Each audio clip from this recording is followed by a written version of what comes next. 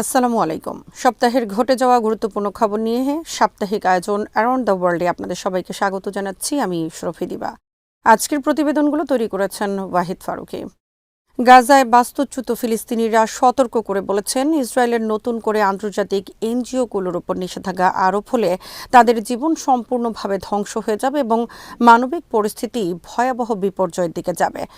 ধ্বংসস্তূপে পরিণত গাজা উপত্যকায় জীবন রক্ষাকারী সহায়তা ও সেবা প্রদানকারী বহু আন্তর্জাতিক সংস্থার বিরুদ্ধে ইসরায়েলের আসন্ন নিষেধাজ্ঞা নিয়ে উদ্বেগ ক্রমেই বাড়ছে। খান ইউনিসের বাসিন্দা সিরাজ আল মাসরি বুধবার আল জাজিরাকে বলেন, অবরুদ্ধ গাজার মানুষের জন্য এসব সহায়তা সংস্থার কোনো বিকল্প নেই। তার কথায়, আমরা কোথায় যাব? আমাদের কোনো আয় নেই, কোনো টাকা নেই। এখন হাতে গোনা কয়েকটি চিকিৎসা কেন্দ্র মাত্র চালু আছে। এতে আহত ও রোগীদের জন্য পরিস্থিতি অত্যন্ত কঠিন হয়ে উঠেছে। সাধারণ মানুষও চিকিৎসা নিতে গিয়ে ভয়াবহ দুর্ভোগের মুখে পড়বে।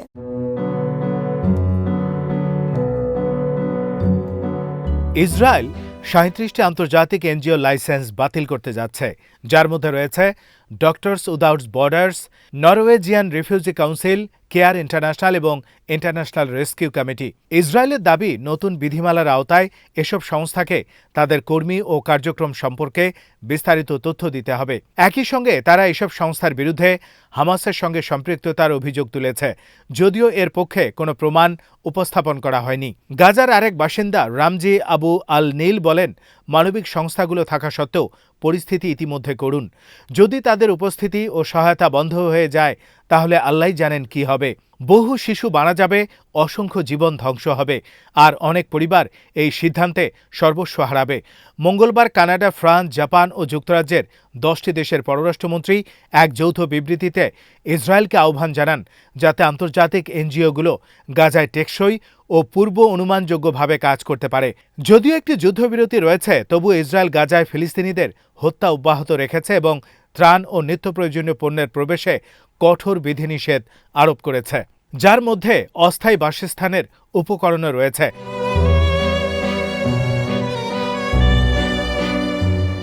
গাজার অধিকাংশ এলাকা ধ্বংস হয়ে যাওয়ায় 1 মিলিয়নেরও বেশি মানুষ শীতের তীব্র আবহাওয়ার মধ্যে অস্থায়ী তাঁবুতে বসবাস করতে বাধ্য হচ্ছে। অর্থনৈতিক কর্মকাণ্ড সম্পূর্ণ ভেঙে পড়ায় গাজার জনগণ প্রায় পুরোপুরি আন্তর্জাতিক সহায়তার উপর নির্ভরশীল।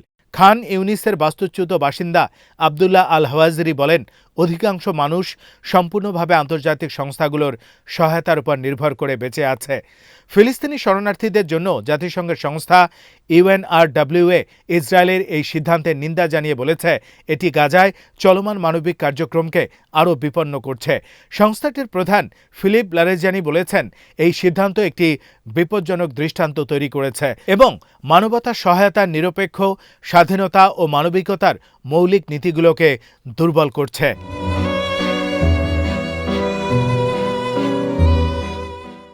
সিরিয়ার উত্তরাঞ্চলীয় শহর আলেপ্পোতে একটি পুলিশ টহল দলকে লক্ষ্য করে চালানো আত্মঘাতী বোমা হামলায় জেনারেল সিকিউরিটি বাহিনীর এক সদস্য নিহত এবং আরও 3 জন নিরাপত্তা কর্মকর্তা আহত হয়েছেন বলে বুধবার সন্ধ্যায় রাষ্ট্রীয় গণমাধ্যম জানিয়েছে।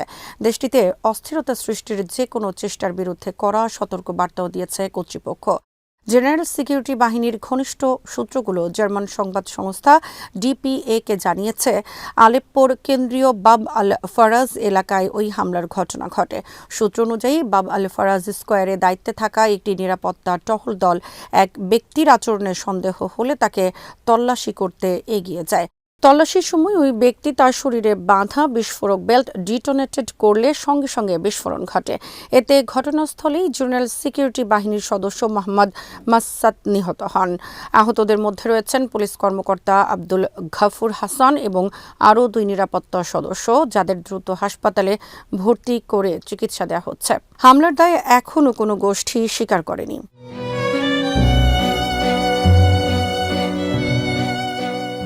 এই হামলার প্রেক্ষাপটে সিরিয়ার বিভিন্ন শহরে, বিশেষ করে আলেপ্পো ও রাজধানী দামেস্কের মতো বড় নগরকেন্দ্রগুলোতে নিরাপত্তা ব্যবস্থা আরও জোরদার করা হয়েছে। বাজার, জনসমাগমপূর্ণ এলাকা ও গুরুত্বপূর্ণ স্থাপনায় অতিরিক্ত নিরাপত্তা মোতায়েন করা হয়েছে বলে জানিয়েছে কর্তৃপক্ষ। চলতি মাসের শুরুতে সিরিয়ায় একটি পৃথক ঘটনায় সন্দেহভাজন দায়েশ হামলাকারীর আক্রমণে 2 মার্কিন সেনা ও একজন বেসামরিক দোভাষী নিহত হন। ওই হামলায় মার্কিন ও সিরীয় বাহিনীর একটি বহর লক্ষ্যবস্তু হয়েছিল এবং পরে হামলাকারীকে গুলি করে হত্যা করা হয়।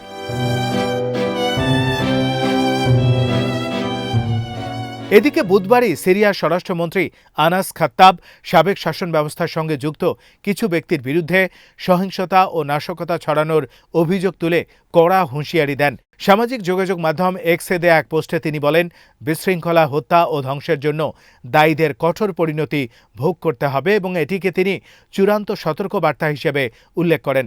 খাত্তাব আরও জানান, যাকে তিনি সিরিয়ার মুক্তি বলে আখ্যা দেন তার থেকে স্বরাষ্ট্র মন্ত্রণালয়ের নিরাপত্তা বাহিনীর ভূমিকা নতুনভাবে সংজ্ঞায়িত করার চেষ্টা করছে, যেখানে রাষ্ট্রীয় প্রতিষ্ঠান ও সাধারণ জনগণের সঙ্গে সমন্বয়কে গুরুত্ব দেওয়া হচ্ছে।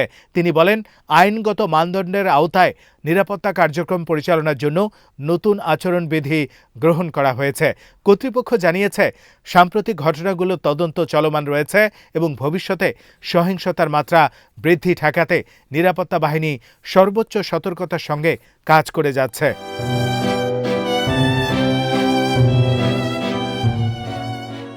ইরাক বুধবার ঘোষণা করেছে যে দেশটি আগামী সপ্তাহে দায়েশ সন্ত্রাসীদের বিরুদ্ধে লড়াইরত যুক্তরাষ্ট্র নেতৃত্বাধীন জোটের কাছ থেকে একটি গুরুত্বপূর্ণ সামরিক ঘাঁটির পূর্ণ নিয়ন্ত্রণ গ্রহণ করবে, যে বিষয়টি দীর্ঘদিন ধরে ইরাকের অভ্যন্তরীণ রাজনীতিতে তীব্র উত্তেজনার সৃষ্টি করে আসছিল।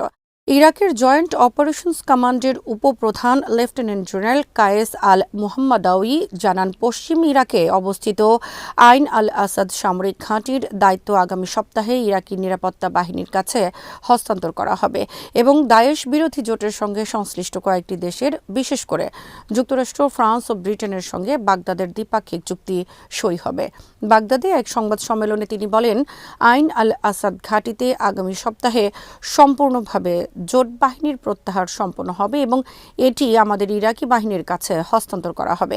তিনি আরও বলেন, এটি ইরাকি সক্ষমতা, ইরাকের সার্বভৌমত্ব এবং যুক্তরাষ্ট্রসহ জোটের অন্যান্য দেশের সঙ্গে পারস্পরিক বোঝাপড়ার একটি গুরুত্বপূর্ণ অর্জন, যার মাধ্যমে মিশনকে দ্বিপাক্ষিক স্মারকে রূপান্তর করা হবে, যেখানে দক্ষ ও তথ্য বিনিময় এবং প্রশিক্ষণের বিষয়টি অন্তর্ভুক্ত থাকবে। তবে তিনি এসব চুক্তির বিস্তারিত ব্যাখ্যা দেননি।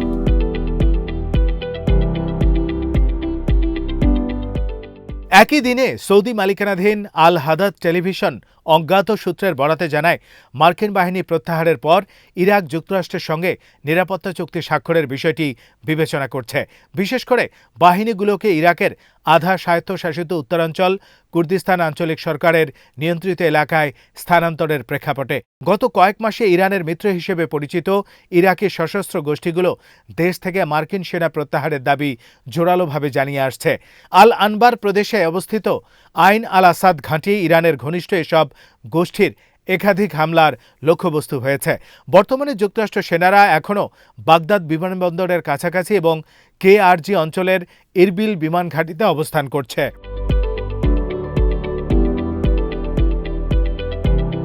পাশাপাশি যুক্তরাষ্ট্র প্রতিবেশী সিরিয়া ও জর্ডানেও সামরিক উপস্থিতি বজায় রেখেছে।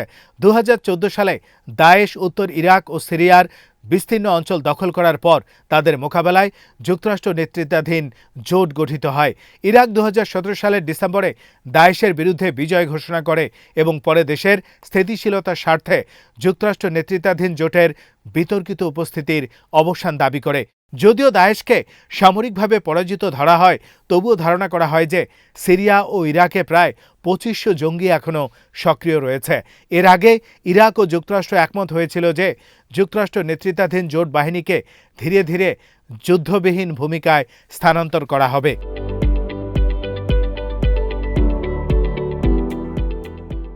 যুক্তরাষ্ট্রের সামরিক বাহিনী ক্যারিবীয় অঞ্চলে জাহাজ লক্ষ্য করে নতুন করে হামলা চালিয়েছে। এতে অন্তত 5 জন নিহত হয়েছেন বলে জানিয়েছে ইউএস সাউদার্ন কমান্ড। তাদের দাবি, এই হামলায় যে 2টি নৌযান ধ্বংস করা হয়েছে সেগুলো মাদক কার্টেলের সদস্যদের ব্যবহৃত ছিল।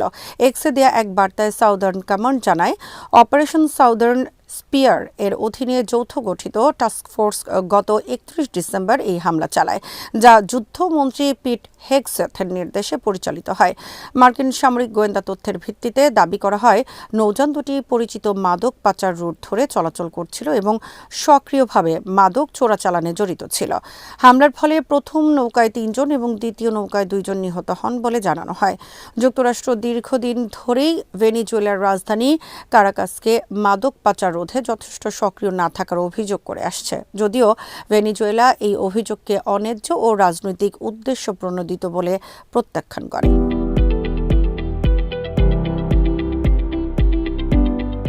নিউ ইয়র্ক টাইমস গত আগস্টে এক প্রতিবেদনে জানায়, মার্কিন প্রেসিডেন্ট ডোনাল্ড ট্রাম্প একটি গোপন নির্দেশনায় স্বাক্ষর করেছেন, যার মাধ্যমে ল্যাটিন আমেরিকার মাদক কার্টেলগুলোর বিরুদ্ধে সামরিক শক্তি ব্যবহারের সূচনা করা হয়।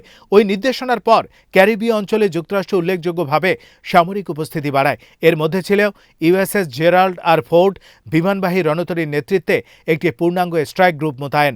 সাম্প্রতিক মাসগুলোতে মাদক পাচার দমনের অজুহাতে ল্যাটিন আমেরিকার উপকূলে প্রায় 30টি নৌযান ধ্বংস করেছে মার্কিন বাহিনী।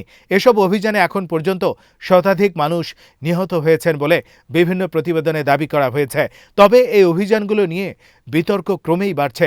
একটি হামলার পর কলম্বিয়ার প্রেসিডেন্ট গুস্তাভো পেত্রো প্রকাশ্যে অভিযোগ করেন, মার্কিন অভিযানে তার দেশের নিরীহ জেলে নিহত হয়েছেন, যিনি কোনোভাবেই মাদক পাচারের সঙ্গে যুক্ত ছিলেন না। সমালোচকদের মতে যুক্তরাষ্ট্র এই সামরিক পদক্ষেপ আঞ্চলিক সার্বভৌমত্ব লঙ্ঘন করেছে এবং মাদক সমস্যার মূল সামাজিক ও অর্থনৈতিক কারণগুলো সমাধানের বদলে সহিংসতা বাড়াচ্ছে। অন্যদিকে ওয়াশিংটন দাবি করছে, আন্তর্জাতিক মাদক চক্র দমনে এই ধরনের কঠোর ব্যবস্থা নেওয়া ছাড়া আর কোনো বিকল্প নেই।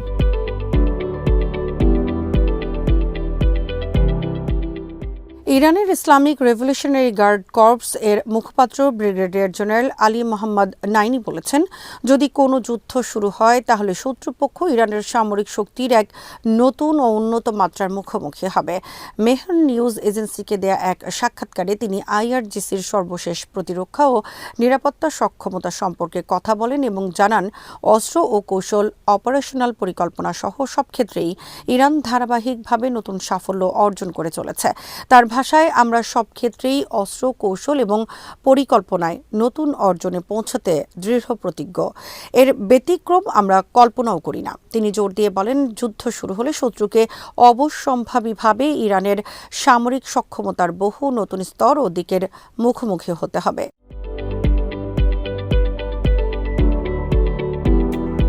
নাইনি বলেন, এসব উন্নয়ন শেষ পর্যন্ত যুদ্ধক্ষেত্রে বাস্তব অভিজ্ঞতার মাধ্যমে প্রমাণিত হবে। তার মতে, সংঘাতের পরিস্থিতিতে শত্রুপক্ষ সরাসরি এই রূপান্তরগুলোর প্রভাব প্রত্যক্ষ করবে। তিনি ইঙ্গিত দেন যে ইরানের সামরিক শক্তির বিবর্তন কেবল ঘোষণায় সীমাবদ্ধ নয়, বরং বাস্তব প্রয়োগের মাধ্যমে এর কার্যকারিতা প্রকাশ পাবে।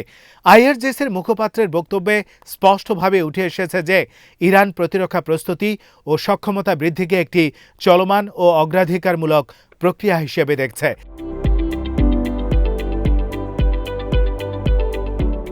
তিনি 2025 সালে 13 জুন ঘটনা প্রবাহের কথা উল্লেখ করেন। সেদিন ইসরায়েল ইরানের বিরুদ্ধে একতরফা ও উস্কানিমূলক আগ্রাসন চালায়, যখন ওয়াশিংটন ও তেহরানের মধ্যে পারমাণবিক আলোচনা চলমান ছিল। এই হামলার ফলে টানা 12 দিনব্যাপী যুদ্ধ শুরু হয়, যাতে ইরানে অন্তত 1064 জন নিহত হন। নিহতদের মধ্যে সামরিক কমান্ডার, পারমাণবিক বিজ্ঞানী এবং সাধারণ বেসামরিক নাগরিকও ছিলেন। পরবর্তীতে যুক্তরাষ্ট্র যুদ্ধে জড়িয়ে পড়ে এবং আন্তর্জাতিক আইনের গুরুতর লঙ্ঘন করে ইরানের 3টি পারমাণবিক স্থাপনায় বোমাবর্ষণ চালায়।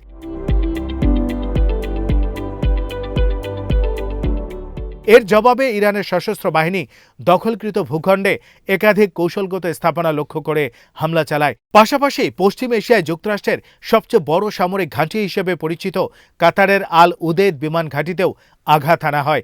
নাইনির বক্তব্য অনুযায়ী 24 জুন ইরান ইসরায়েলি শাসক গোষ্ঠী ও যুক্তরাষ্ট্রের বিরুদ্ধে সফল প্রতিশোধমূলক অভিযান পরিচালনার মাধ্যমে আগ্রাসন বন্ধ করতে সক্ষম হয়। তার মতে, এসব ঘটনা প্রমাণ করে যে ইরান কেবল প্রতিরোধী নয়, প্রয়োজন হলে শক্তিশালী ও কার্যকর জবাব দিতেও সক্ষম।